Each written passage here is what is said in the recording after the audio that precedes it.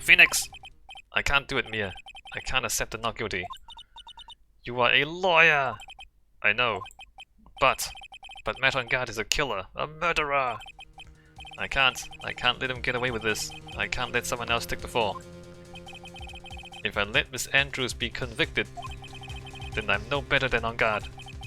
And even though I don't want to admit it, I have to face the fact that it is because of Edgeworth that I now know the real truth.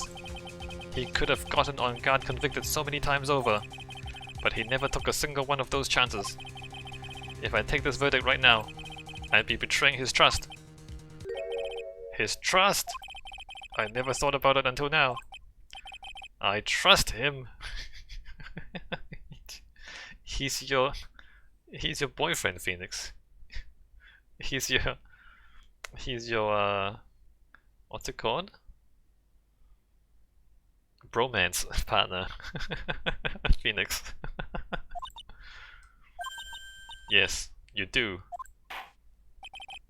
Mr. Wright, your opinion, please. The defense requests that we be allowed to further question Mr. the Killer. Am I hearing you correctly, Mr. Wright? Right! But that witness has cleared your client through his testimony. Your job here is done.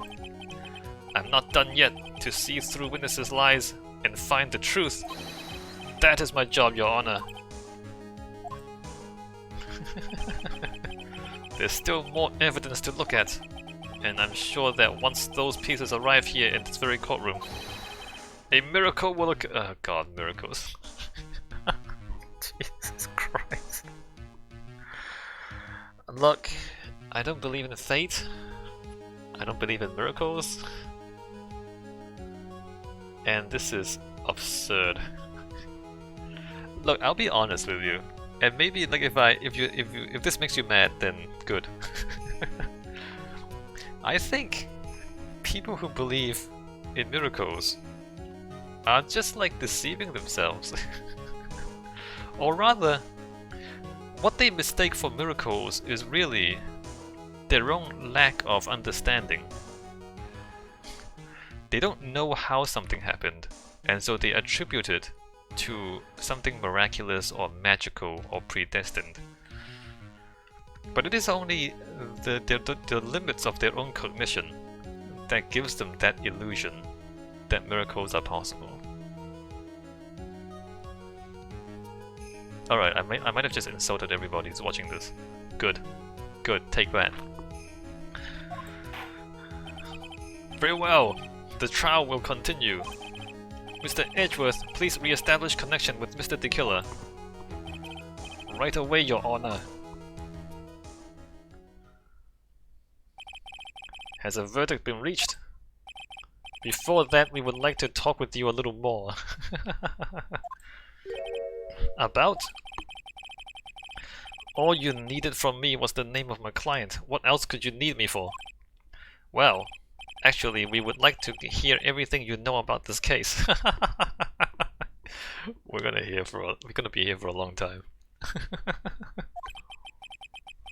That is how things are usually done.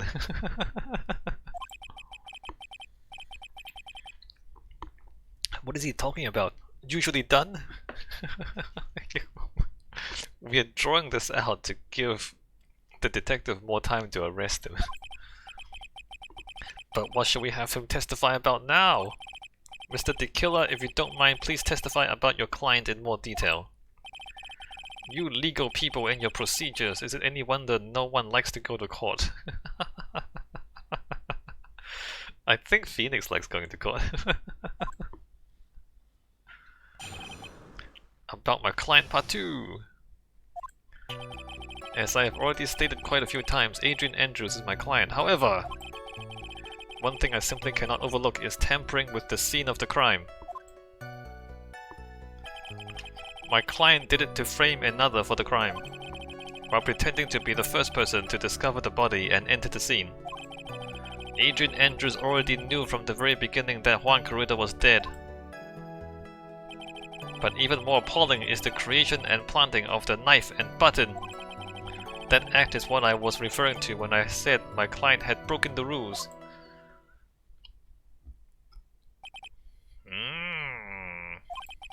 This is a most unexpected turn of events for the 5th time now. Overdoing it, completely over. Like, I think the writer knows they're overdoing it, right? Are they doing it on purpose? However, this time everything has finally been revealed. Just a second, Your Honor. Yes, Mr. Edgeworth. We still have the cross-examination to do, but you don't need to question testimony like this. Do you, Mr. Wright? Your Honor, the defense will question the witness, as if I have a choice here. Huh? Why? What this witness has said is nothing but beneficial to the defense's case. If you scrutinize the testimony then now expose the lies in that also beneficial testimony, I suppose. I don't understand what's going on anymore. That makes 2 of us.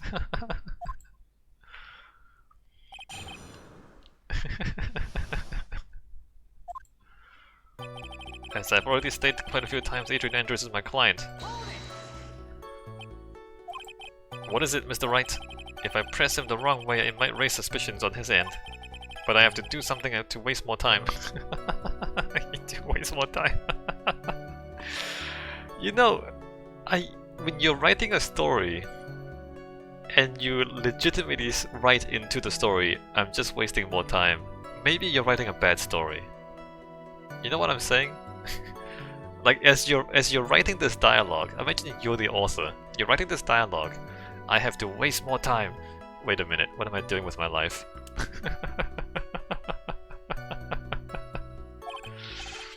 Witness, about requesting a hit.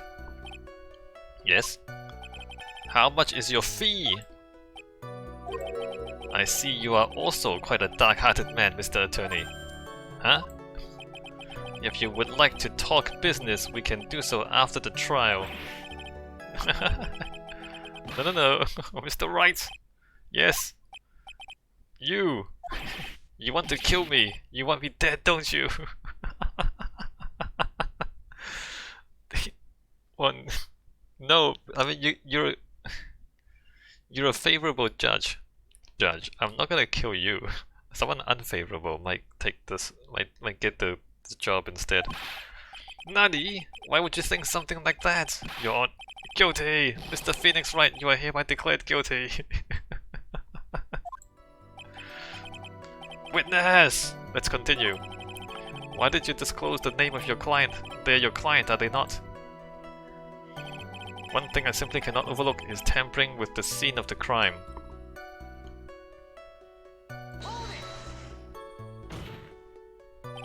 I would think that most people wouldn't be able to overlook a person hiring another to kill.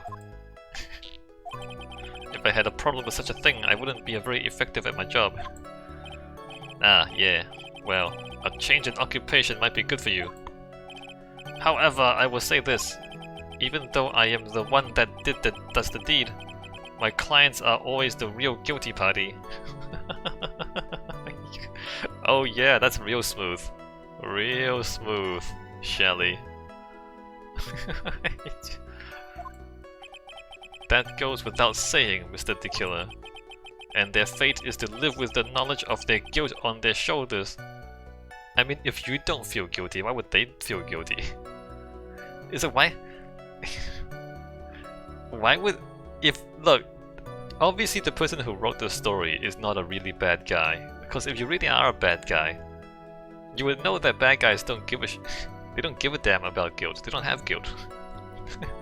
If they have guilt, they wouldn't be bad guys. So the fact that bad guys do exist means that some people just don't care about guilt. However, my client this time thought that they could run away from their guilt. My client did it to frame another for the crime. Are you talking about the button and the knife? Yes, and my business card. Oh, this card. So that no one has to waste their time, including the police. I always make it a point to make things as easy as possible. You try to make things easy. My business card makes it very easy to identify who carried out the service. He's pretty devoted to his work. But to disregard everything, to go and stab the deceased with a knife, and even hide my card from sight. That is something I cannot overlook. It's really hard to tell if he's being truthful or not without him being here. But she didn't hide the card. She was holding the card, and she was like showing everyone she was talking to that she had that card. She didn't hide the card. While pretending to be the first person to discover the body and enter the scene. So you're saying most clients wouldn't do such a thing? That is correct. Usually most people try to create an alibi for themselves. If you should use my services, Mr. Attorney, I would suggest you plan for your alibi too. No, I already told you, I have no intention of using your services, ever. Well, no, you want to leave your options open, Phoenix. You never know. You never know if you might... You know. No, just leave your options open. Why does he keep looking at me like I'm the one on trial here? Yeah, the judge. Adrian Andrews already knew from the very beginning that Juan Corrida was dead. From the very beginning? That is correct. From before my client visited the room. All of my clients know precisely what the situation is at all times.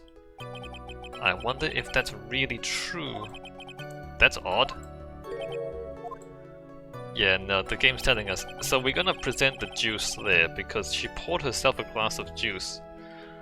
But even more appalling is the creation and planting of the knife and button. So why do you think your client did that? What do you mean by why? Well, fiddling around at the scene of the crime is pretty risky. And why would someone who had requested a murder go to the crime scene anyway? That is true. I assume it was probably done to frame Mr. On Guard. If that's the case, then why didn't the person just request that you do it? Sadly, that is not possible. Huh? My job is to kill, that is all, and to leave my business card behind, naturally. The business card is so my clients may escape blame. To protect them is my duty. Even if they say it's for revenge, setting someone else up to take your fall. That act is what I was referring to when I said my client had broken the rules. And that's all you have to testify? Yes, and I pray that I will never be called to the stand again. Again? As in you plan to continue? I must, as I have yet to find a person to take my place and become the fourth successor. Well, this is good advertising. Actually, how would you like a new life, Mr. Attorney? Your hair is spiky enough to kill people with. No, I'm fine, really. No, you can stab people to death with your hair. Are you really now?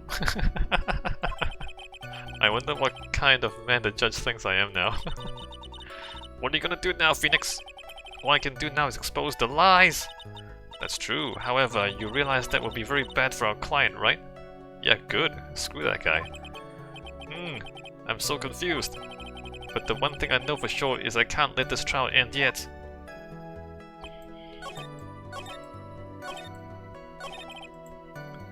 I think it's this one?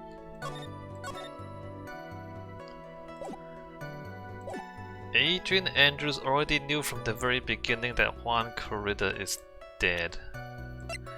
If she did, why would she pour some juice?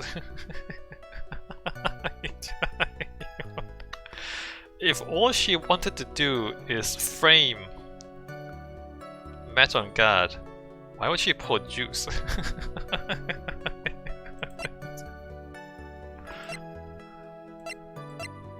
Alright, I'm gonna present this. Yeah, it's the juice. Thank you so much for taking the time to testify, Mr. The Killer. What is the meaning of that attitude? When Adrian Andrews entered the victim's room, your client had no idea that Juan Corrida has been murdered. But how? How do you know that? From this wine glass, Your Honor. The glass. Mr. The Killer's supposed client thought Mr. Corrida had only fainted, which is why this glass of tomato juice was poured for the victim. But isn't that just a part of Adrian Andrews' calculated plan? No, because if it's her plan, she wouldn't have put her fingerprints on it. That is not possible, Your Honor. This glass bears the fingerprints of that person. Had this been planted, they would never have left their fingerprints behind. I see your point. Mr. Edgeworth, what is your opinion? Strangely enough, I had the same exact thought just now. Witness! How do you explain this strange phenomenon? Isn't it a waste of time to ask about such a minor detail? It's not very important. It's not a very important point anyway, correct? I'm afraid you are mistaken. If Adrian Andrews really is your client as you claim, then your client should have had knowledge of Mr. Corrida's death. If not, then that can only mean that Adrian Andrews was never your client at all! How strange. Yes? Why is it that the attorney has yet to raise an objection at this absurd situation? Phoenix, if the killer figures out what we are up to, we're in real trouble. Yeah, I know. Mr. Edgeworth, I'm surprised. You know you can't say things like that without any evidence. Ah, sorry. Well, that was an awfully weak objection for the two of you. Anyway, I am positive there was a contradiction in that testimony. The prosecution requests further testimony concerning when the request was taken. Very well. Right now I have to buy us more time. While we wait for the items the killer left behind to get here. I just know that the very outcome of this trial lies with those items. This is so stupid. Request taking. Look, the assassin would not testify like this, because the more you say, the more opportunities people have to figure you out. If you're gonna lie, you should lie as little as possible. This request came to me, about a week ago. It was a request for my services on the night of the award ceremony. We met at a certain bar to discuss and finalize a few matters. That is what occurred. I trust my memory and I believe I have made no mistakes. So you physically met your client, huh? That is correct. Meeting one's client is the first step to building trust, in my opinion. You physically met your clients? But Adrian Andrews never told us what you look like. I don't think. I see. Well, Mr. Wright, your cross-examination, please.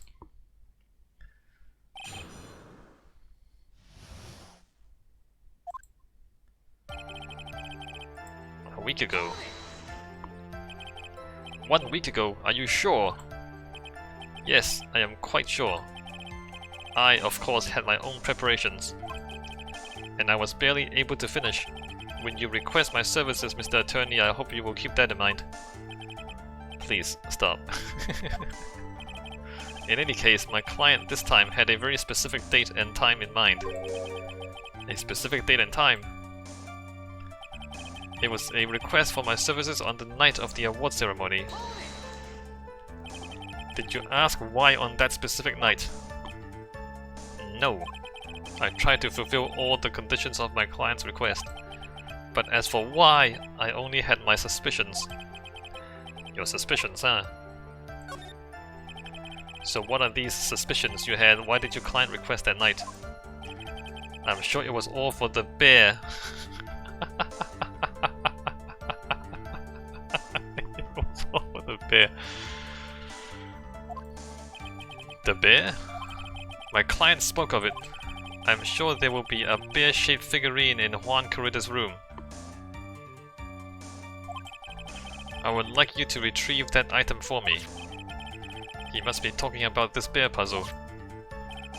Inside the figurine was a suicide note. Naturally, the victim brought it with him to his hotel room. He was planning to publicly disclose its contents at the press conference after all. That is correct. And if I had not done the job that night, I would not have known where the bear figurine was. I see.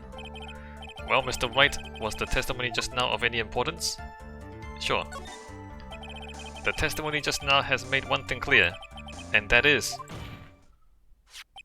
the client knew the secret of the bear figurine. Huh? Why is everyone so quiet? Mr. Wright, I think all of us already knew that. Oh, really? Witness! Please continue with your testimony. We met at a certain bar to discuss and finalize a few matters. No, hold on.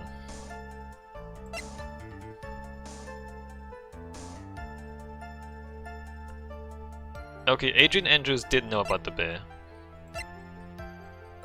Only Corrida and Andrews know how to open it.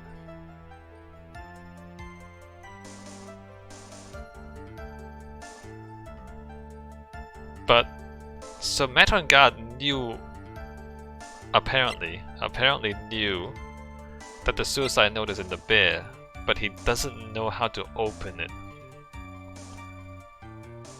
Which is why it was never opened.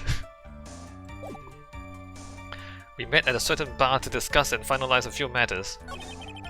That is what occurred. Oh wait, I didn't press him. So you physically met Adrian Andrews, right? Of course I did. What was that? What was with the brief pause?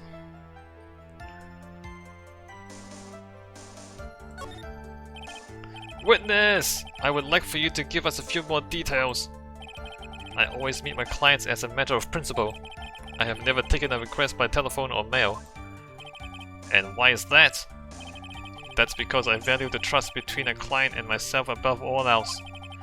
And the only way to establish that is to speak with the client while looking them in the eye. Well, Mr. Wright, was that testimony just now of any importance? Of course it was very important, Your Honor. If Mr. the Killer had met his client before the murder, then it's unlikely he is mistaken. So you're saying that his client really was Adrian Andrews? I guess so. You see, it is just as I said. Gang. I'm so lost. Who the heck am I supposed to be helping here? Calm down, Phoenix. Think carefully and relax. Now then, would the witness please continue? That is what occurred. I trust my memory and I believe I've made no mistakes. So your client was Adrian Andrews? That is correct. Well, he says the two of them met. But if they did, then there shouldn't be anything wrong with the killer's testimony. Well, there doesn't seem to be anything strange this time round. You have to draw more information from him, but you can't draw his suspicion. If you can do that, you should be able to find the flaw in his testimony somewhere. Alright, so she says draw more information from him. I'm gonna like press him again on all the points, because this might be the backwards pressing again.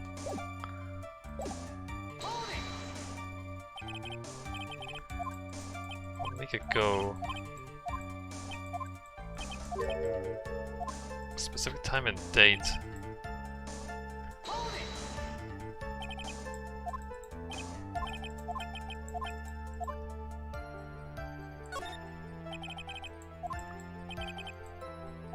It was for the bear.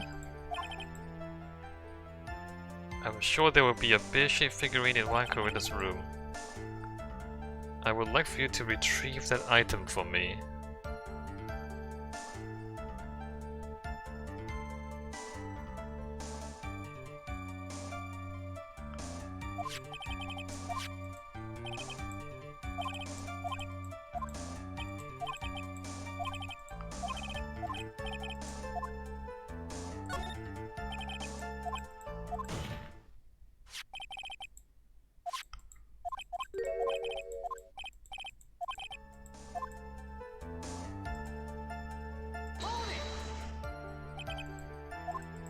Physically met Adrian Andrews.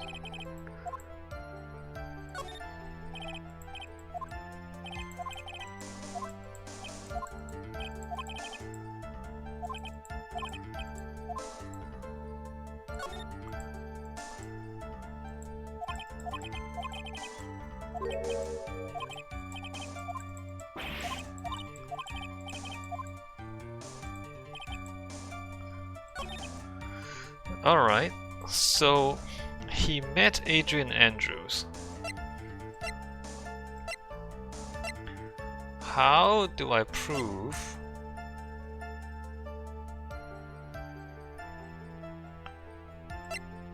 that he never met Adrian Andrews?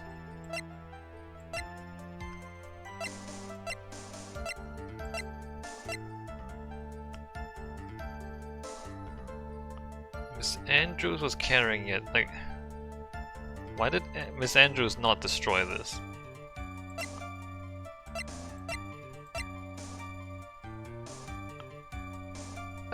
The bear and Adrian Andrews.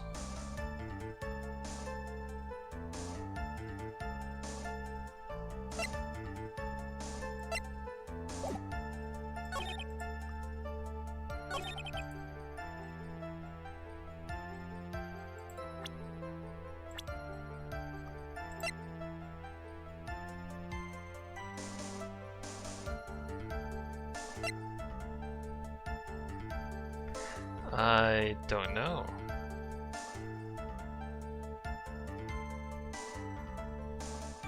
Oh no, the bear.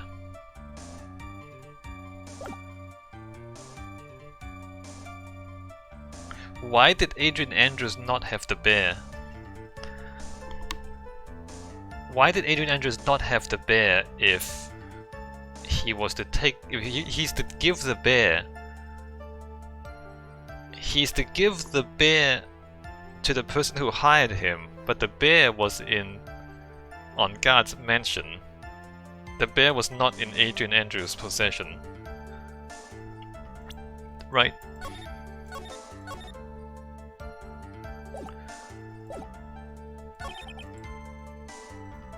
So, where do I present the bear? Okay, let me like present the bear here.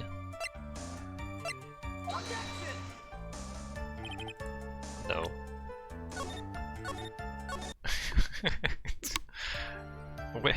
Where do I present the bear?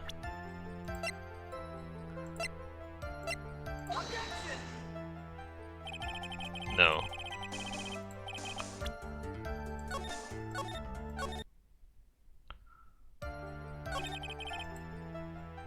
Where do I present the bear?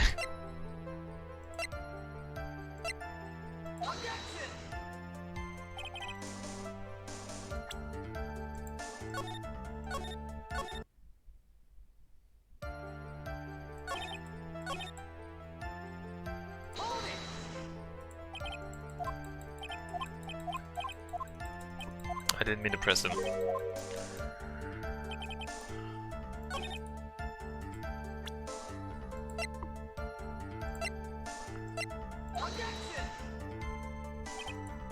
Look. Okay, look. The bear does actually reveal the contradiction. Because he said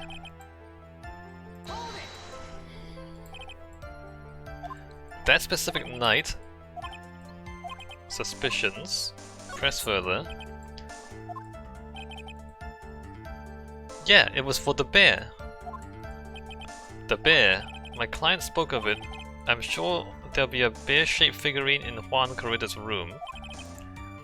I would like you to retrieve the item for me. Yeah. I would like you to retrieve the item for me. And he retrieved it for Juan.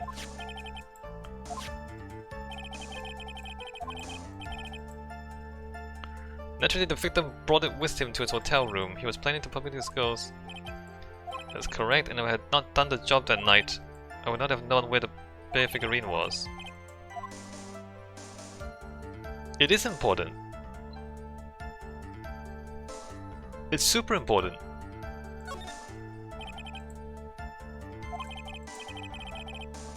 In the end, it's just his conjecture. No, but he... No, Your Honor, I don't think it's very important. But it is important. Well then, witness, please continue.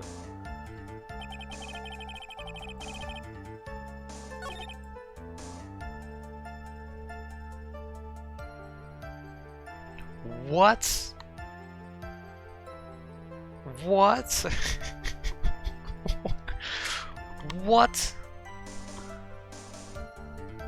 Okay, unless I present the note and not the bear.